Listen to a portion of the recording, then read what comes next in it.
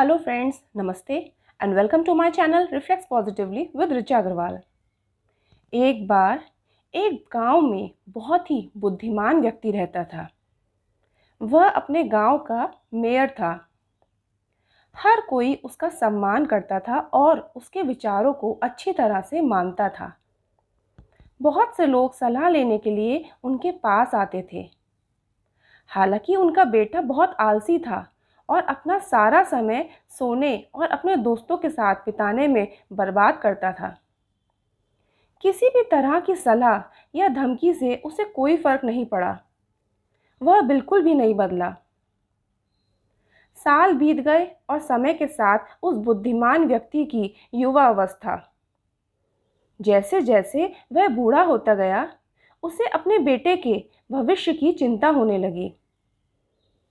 उसने महसूस किया कि उसे अपने बेटे को कुछ देना होगा ताकि वह भविष्य में अपना और अपने परिवार का ख्याल रख सके। इसलिए एक दिन उस बुद्धिमान व्यक्ति ने अपने बेटे को अपने कमरे में बुलाया और कहा, बेटा, अब तुम बच्चे नहीं रहे। तुम्हें जिम्मेदारियां लेना और जीवन को समझना सीखना चाहिए।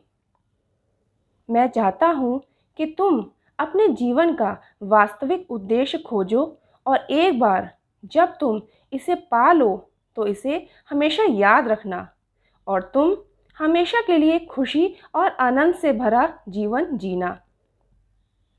फिर उसने अपने बेटे को एक बैग दिया।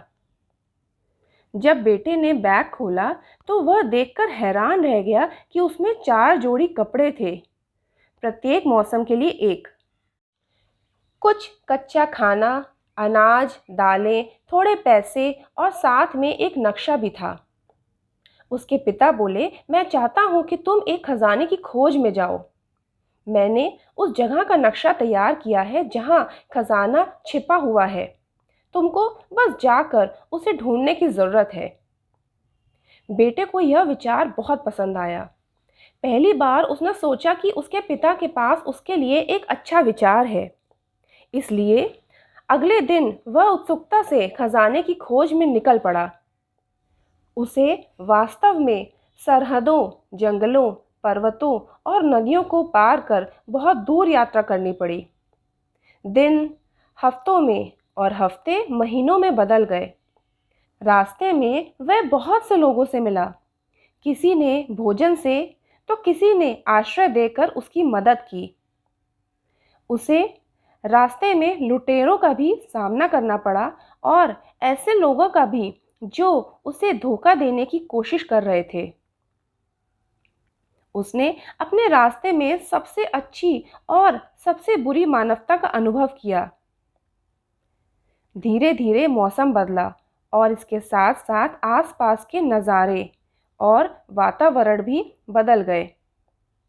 जब मौसम खराब था तो वह 1-2 दिन के लिए रुक गया और मौसम साफ होने पर उसने अपनी यात्रा जारी रखी।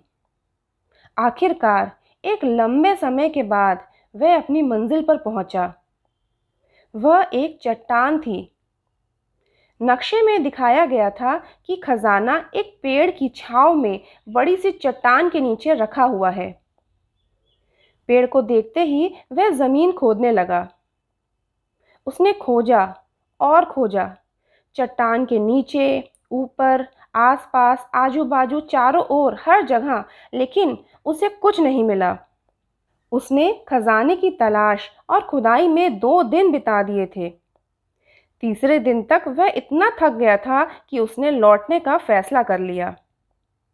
अपने पिता के झूठ से निराश होकर वह दुखी और क्रोधित हुआ, परंतु घर तो वापस लौटना ही था।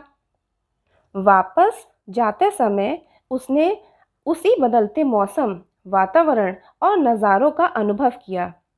हालांकि इस बार वह बसंत ऋतु में खिलते फूलों और बारिश के मौसम में नाचते और चहचहाते पक्षियों का आनंद लेने के लिए तैयार था। वह केवल आकाश में सूर्यास्त देखने और गर्मियों की शाम का आनंद लेने के लिए भी स्थानों पर रुका, क्योंकि उसके साथ लाए हुए भोजन की सामग्री तब तक समाप्त हो चुकी थी। उसने शिकार करना और अपने भोजन की व्यवस्था करना सीख लिया था। उसने यह भी सीख लिया था कि कैसे अपने कपड़े सिलने हैं और खुद को आश्रय देना है।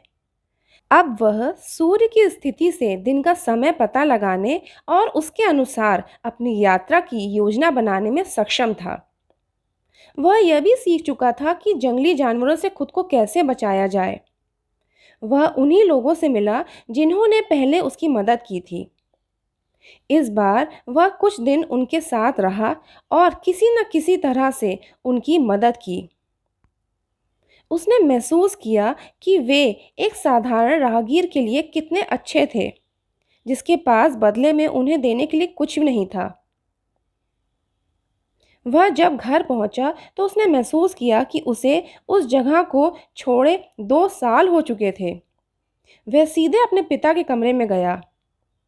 पिताजी, वह बोला। पिता तुरंत अपने पैरों पर कूद गए और अपने बेटे को गले लगा लिया। तो तुम्हारी यात्रा कैसी थी मेरे बेटे? क्या तुम्हें खजाना मिला? उन्होंने पूछा। यात्रा तो आकर्षक थी पिताजी, लेकिन मुझे माफ़ कर दीजिए क्योंकि मैं खजाना नहीं ढूंढ पाया।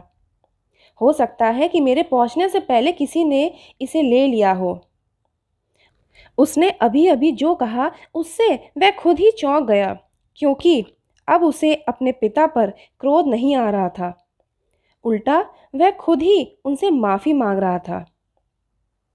उस जगह पर कोई खजाना नहीं था मेरे बेटे, पिता मुस्कुराते हुए बोले।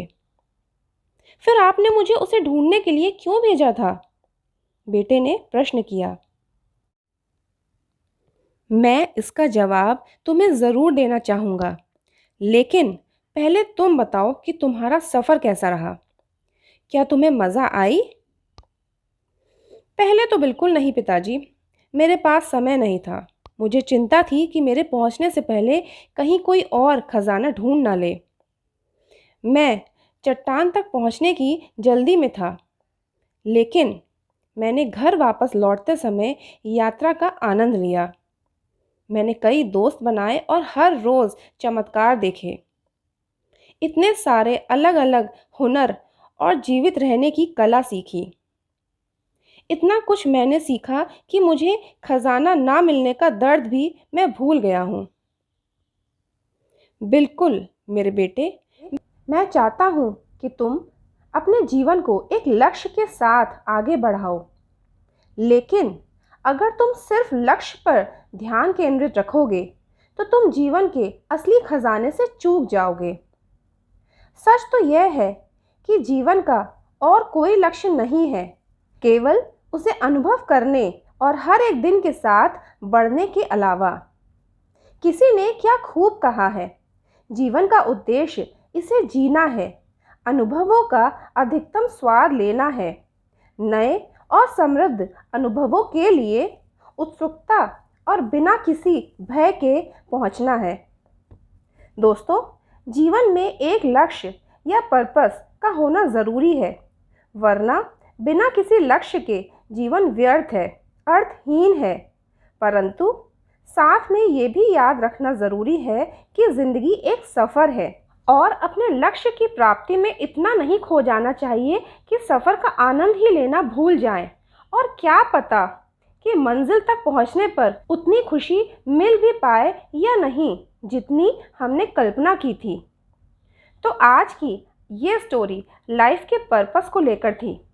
अगर आपको स्टोरी पसंद आए तो उसे लाइक करिएगा, फ्रेंड्स एंड फैमिली के ग्रुप्स में शेयर करिएगा और हर हफ्ते स्टोरी के लिए और उसके अपडेट्स के लिए चैनल को सब्सक्राइब करना भी मत भूलिएगा। Thank you.